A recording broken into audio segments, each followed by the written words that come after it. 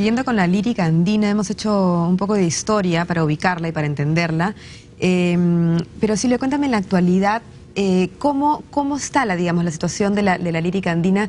Digamos, ¿cuánto movimiento hay? ¿Cuántos exponentes tiene? ¿Cuánta salida al exterior tiene? Bueno, en la época de oro, en realidad, del lirismo andino fue desde los 50 hasta empezaron los 70. Tuvimos grandes voces. Está Guaraguara, está Sumacoya, Ñusta Nativa. Hay una serie de nombres, son muchísimas cantantes que en realidad tuvieron todo este gran movimiento. Parece que fue uno de estos movimientos, pero así totalmente. ¿Pero tuvieron salida internacional ellos? Algunas de ellas sí, ¿no? Zoila Ceballos, Inti Ñusta viajó al extranjero, la misma Guaraguara hizo tours en Rusia, fue muy conocida en Rusia, muy querida, es más, ¿no? Esmila Ceballos también salió y tuvieron mucho éxito fuera. Ahora, después de ese tiempo, cuando ya empezamos a ser más regionalistas, porque para mí, por ejemplo, el lirismo andino es importante. ¿Por qué? Porque yo considero que en general la lírica andina hace una especie es una especie de fenómeno panperuano, no está delimitado en una zona. Exacto, o sea, podemos, no sé, escuchamos el Huascarán de Maximiliano Rosario Schwann, y que por cierto no hay que olvidarnos de los otros grandes compositores aparte del gran Moisés Vivanco, pero hay muchos compositores que empezaron a hacer música muy importante, el mismo Bravo de Rueda de Vírgenes del Sol, ¿no? Entonces, a partir de eso yo creo que empezó toda esta vorágine de componer, y grandes voces salieron, muchos músicos. Pero lo que a mí me interesa aquí, y me parece que es lo que debemos siempre apuntar, es que es un fenómeno que abarca mucho, ¿no? Ellos empiezan a componer y no componen una canción de Huánuco o de Cusco, no componen... Claro, abarca mucho en términos históricos, también en términos actuales, porque también, ¿no?, costumbres, digamos. Exacto, ¿no? Pero para eso ellos conocían profundamente las costumbres. Claro. Si uno revisa el catálogo por ejemplo, Ima Sumac, si revisamos el catálogo de las composiciones que hizo Moisés, esas composiciones tienen un profundo arraigo de música tradicional. Él hizo el famoso Carawi basado en los arawis ayacuchanos y le salió una pieza maestra, y cada una de ellas ha sido una reinterpretación de la tradicionalidad profunda. Entonces, justamente me pregunto, entonces ahora se mantiene esa tradicionalidad. No tenemos compositores ahora del lirismo andino. No ha habido compositores en los últimos 40 años. Ahora, ¿y de qué más se puede nutrir la lírica andina? Estoy pensando en los yarabíes, en composiciones tradicionales, pero también se puede nutrir, por ejemplo, de música venida de fuera, andinizarla de alguna manera a través de la lírica, ¿o no? Podría ser, ¿no? Porque Ima Sumac lo que hizo fue también nutrirse de lo de afuera. Recoger de afuera una serie de ritmos, no tuviera su disco Mambo, de música española y de distintos, y le dio esta fusión. Un barniz andino, claro, ¿no? Tanto se dice así que fue la precursora del world music, Ima Sumac, ¿no? De la mano de Moisés Vivanco, que fue un genio, además del marketing y de saber posesionar a un artista y ubicarla. Claro, ella era una joya, ¿no? Pero recogiendo lo que dice Silvia, efectivamente, cuando aparecen guaraguaras, Siguarquentes, Suray Zurita, la Cholita Rivero, ellas también trabajan con Moisés Vivanco. Sí. Moisés Vivanco presentaba a Ima Sumac, por ejemplo, en el tour en Rusia, actuaba con estas otras artistas que actuaban al lado de ella. Y cuando ya se separan ellos, Moisés Vivanco y Ima Sumac, él trabaja con Guaraguara y trabaja con otros artistas. Entonces hay una continuidad. Y ahora está Silvia Falcón, ¿no? Entonces Silvia, yo creo que... Pero por favor, estoy preocupada, pero ¿qué pasa con la... Y Miguel, ¿qué pasa con la ausencia de compositores? ¿Eso no va a hacer que este género muera o tendría que surgir algo? Yo no creo que la aparición de intérpretes como Silvia generará también la aparición. Pero mientras no haya compositores, tú puedes recoger una serie de tradiciones. ¿Pero por qué no hay compositores? ¿Cuál es la explicación? Si hay alguna antropológica, por ejemplo. Bueno, yo creo que los artistas se fueron despegando cada vez más de la tradición. Ese es uno de los puntos, ¿no? Empiezas a crear música cuando la música está creada no sobre la base profunda de un conocimiento profundo de la tradición, sino simplemente por las melodías que se nos ocurren. Puedes crear música, pero no vas a hacer algo trascendental. Claro. Este trabajo pasó a la historia tal cual, lo podemos volver a ver. Muchas de esas canciones no son conocidas, pero yo estoy segura que en el momento que se ponga otra vez en evidencia ese catálogo de esas composiciones, nos vamos a quedar petrificados, porque es un catálogo tan contemporáneo y tan versátil y tan importante, con todo este virtuosismo en voces y en instrumentos, en arreglos, cosa que no hay ahora, no hay arreglos, o sea, todo se ha basado en música ambiental, ¿no? En música, digamos, totalmente atmosférica, ¿no? Entonces los violines y la música que llena muchos espacios, pero que no tiene una estructura más hermosa, ni crea, ni eleva, ¿no? Miguel, para ilustrar un poco a los televidentes que de repente no saben mucho del tema, por ejemplo, en la musicalización, ¿qué instrumentos de la música andina tradicional recoge la lírica y qué otros aporta que no tiene la música tradicional? Por ejemplo, en la orquestación, en la musicalización de la lírica, en un concierto normal. Bueno, eso es muy variado, muy variado, porque puedes hacer lírica andina con instrumentos totalmente típicos, rústicos entre comillas, digamos, ¿no?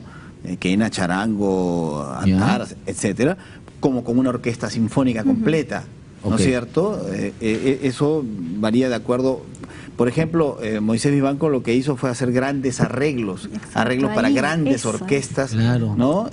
Bueno, si tocaban en Moscú, pues tenían que adaptarse a pero en cualquier momento, por ejemplo, hay videos de esto que él podían salir con la orquesta completa, y otras veces que él solo agarraba la guitarra. La guitarra y alguna percusión. Y punto, y era ella, todo, ¿no? Era ella. Entonces, eso es interesante, porque es muy versátil. Yo, por ejemplo, cuando a veces he tenido que presentar conciertos, ha sido o el piano y la voz, la guitarra y la voz, cualquier instrumento y voz, arpa y voz, el maestro. Ahora hay una cosa curiosa Coronado con la lírica andina, digamos, ¿no? Que solamente hay voces femeninas. Porque, bueno, la lírica, cuando se habla de la ópera, estamos hablando de tenores, barítonos, sopranos, mezzosopranos, contraaltos, bajos. En la lírica andina, digamos, la figura que se define o que define a la lírica andina es la voz femenina aguda. La más aguda, sobre todo, ¿no? Claro. Ese es el registro que se exige, ¿no? Exacto. ¿Pero por una cuestión de tradición o porque...? Porque creo que es la voz que se presta que transmite mejor, tal vez, esa emoción, ese sentimiento, ¿no? Tristeza también, ¿no? Que busca, que transmite la música andina, ¿no? Entonces... y Ima Sumac fue el reflejo de esto, ¿no? Porque fue realmente cuando yo tuve la suerte de traer a Ima Sumac a Lima en el 2006. Aquí en este canal estuvo. Yo estaba en este canal, obviamente, y la campaña se hizo aquí. Y cuando hablaba con ella y le preguntaba cómo había ella llegado a tener esta voz, este rango de voz que sorprendió al mundo, que tenía pues 5 octavas, un registro increíble. Ella me decía que en Cajamarca, Michoacán, de donde era ella oriunda, ahí ella le gustaba, tenía como pasatiempo desde niña, imitar los sonidos de la naturaleza. El sonido del viento en los árboles, los pájaros, el río.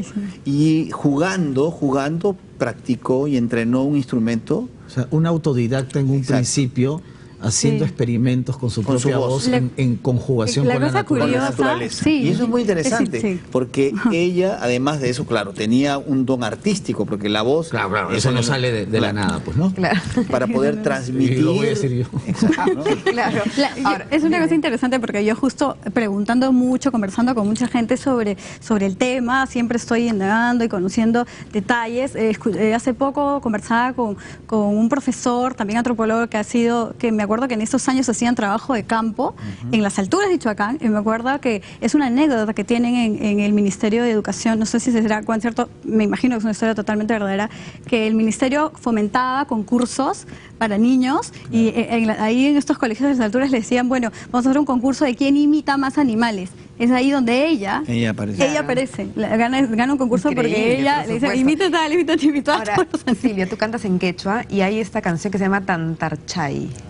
Sí. Cuéntanos, ¿puedes tararear un poquito o puedes contar un poquito? No. Bueno,